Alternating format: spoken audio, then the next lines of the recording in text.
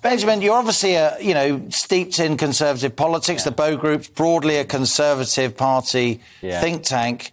Yeah, you're a young guy interested in policy, public life.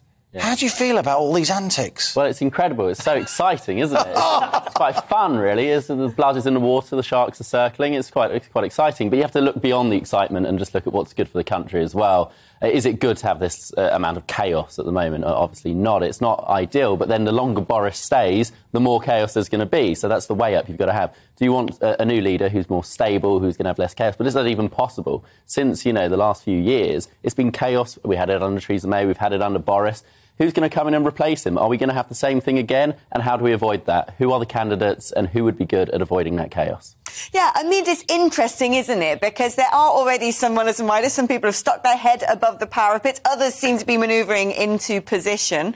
Of the people out there who we might suspect could be jostling, let's say Nadhim Zahawi, let's say people like Penny Mordaunt, her name comes up, Liz Truss comes up, Tom Tugendhat, outside of Cabinet, he has actually openly said, which is quite interesting, actually, for a politician to have that sort of candour. I'd do the job. Who would the Bow Group probably support? Well, who would support is a different question entirely. Obviously, there's people like Esther McVey, who's very, very good, but is she likely to become the next Prime Minister?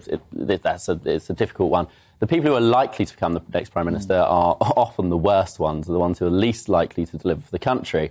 But I think the people who you need to look at are the people who we're not talking about at the moment, like Michael Gove, for example. He's been very quiet recently. He wasn't at PMQs on the front bench of the Prime Minister. And, when his office was contacted, they said, well, that's normal. He never goes to PMQs. Well, you'd think that in the current crisis, he'd turn up to show support for the Prime Minister if he was supporting him. But he wasn't there. But he also hasn't resigned. He hasn't come out and said he doesn't have confidence in the Prime Minister. So he's staying very quiet. I think the people who you need to look out for are the ones who are biding their time but hedging their bets. They're not saying anything, being very quiet and manoeuvring under the surface.